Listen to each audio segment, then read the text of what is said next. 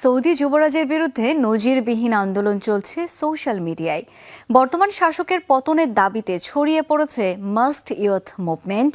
চোখ মুখ ঢেকে ক্রাউন প্রিন্স মোহাম্মদ বিন সালমানের শাসন ব্যবস্থার সমালোচনা করছেন তরুণরা। ব্যক্তি স্বাধীনতা হরণের অভিযোগ তুলে গণ অভ্যুত্থানের ডাকও দিচ্ছেন কেউ কেউ। সাম্প্রতিক সময়ে সৌদি আরবে নাচ গান ও কনসার্টের মতো আয়োজনেও খেপেছেন অনেকে। ইফাদ রোশেক স্পার্ক মিক্সে আছে সবচেয়ে বেশি মশলার সংমিশ্রণ। ইফাদ রোশেক স্পার্ক মিক্স মশলা। বিভিন্ন সামাজিক যোগাযোগ মাধ্যম এখন সয়লাব সৌদি আরবের রাজ পরিবারের সমালোচনায় তৈরি বেশ কয়েকটি ভিডিওতে।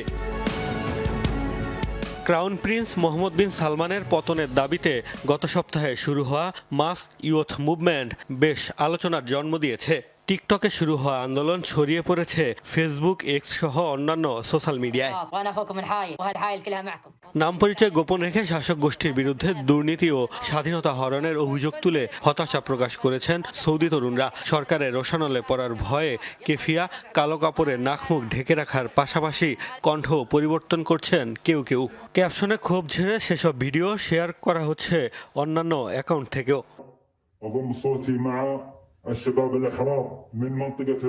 আন্দোলনকারীদের অভিযোগ, নাগরিকদের জীবন মান উন্নয়নে নজর নেই সৌদি সরকারের। যুবরাজের মনোযোগ কেবল মেগা প্রজেক্ট আর নাচ গান, কনসার্টের মতো বিনোদনমূলক কর্মকাণ্ডে। যুবরাজের পতনে গণ অভ্যুত্থানের ডাকও দিচ্ছেন কেউ কেউ। পশ্চিমা সংস্কৃতির আগ্রাসন থেকে মুসলিমদের পবিত্র দুই নগরী রক্ষার আহ্বানও জানানো হচ্ছে। সামাজিক মাধ্যমে ঝড় তুললেও আন্দোলনকে অনেকে সৌদি থেকে বিতাড়িত প্রবাসীদের এজেন্ট আখ্যা দিচ্ছেন। বলছেন বিশ্বের কাছে দেশটির ভাবমূর্তি নষ্ট করতেই এই তৎপরতা। এদিকে নাম পরিচয় গোপন করলেও আন্দোলনকারীদের নিরাপত্তা নিয়ে শঙ্কা প্রকাশ করেছে মানবাধিকার সংস্থাগুলো। 2017 সালে ক্রাউন প্রিন্স মোহাম্মদ বিন সালমান দায়িত্ব নেওয়ার পর ফেসবুকে সমালোচনা করে গ্রেফতার হয়েছেন অনেকেই। নাম পরিচয় গোপন করেও শেষ রক্ষা হয়নি কারো কারো, অনেকের হয়েছে কারাদণ্ড। মোস্তফা মাহমুদ, যমুনা নিউজ।